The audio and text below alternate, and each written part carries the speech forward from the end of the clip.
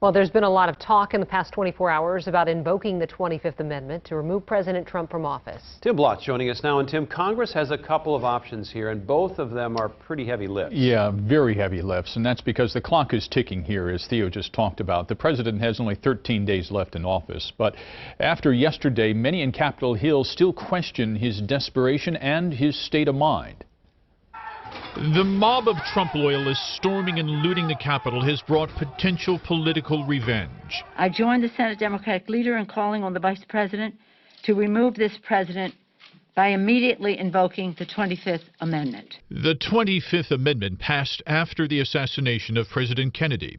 It in part reads, whenever the Vice President and a majority of either the principal officers of the executive departments or such other body as Congress declare that the President is unable to discharge the power and duties of his office, the Vice President shall immediately assume the powers and duties of the office as acting President. In many ways, this amendment was not designed to handle a situation like this, but clearly in light of the rhetoric that the president had yesterday, where I think most of us are going to say he encouraged this type of behavior, I think it's bringing up this conversation in terms of, can the president be trusted for the remaining, 13 days in his presidency? But getting a majority of cabinet members to remove the president is getting harder.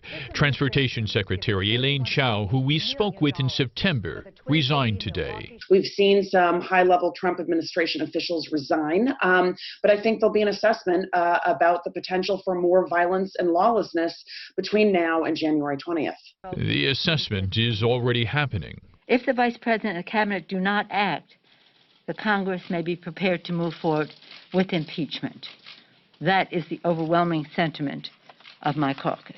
In fact, Minnesota Congresswoman Ilhan Omar is among those filing the articles of impeachment. They accuse the president of two crimes. First, interfering with an impartial election during his recorded weekend phone call with the Georgia Secretary of State. And second, inciting violence to orchestrate a coup against the country.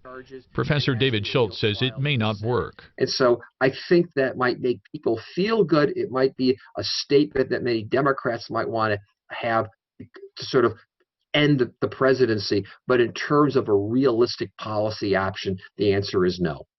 And among the Minnesota delegation, Congressman Dean Phillips and Angie Craig and Betty McCollum, all Democrats have called for the Vice President to invoke the 25th Amendment. Secretary Chao's resignation takes place on Monday, giving her just a few more days to participate in invoking the 25th Amendment.